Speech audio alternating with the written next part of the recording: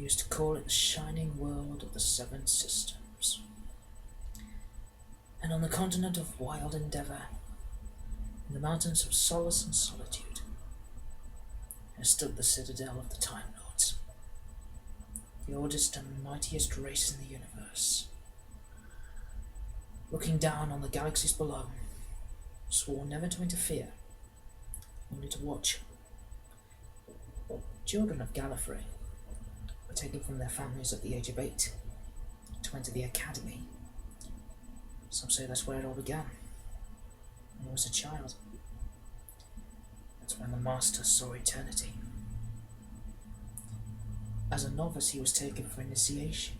He stood in front of the untempered schism as a gap in the fabric of reality, in which can be seen the whole of the vortex. You'd stand there, 8 years old, staring at the raw power of time and space, just a child. Some would be inspired, some would run away, some would go mad.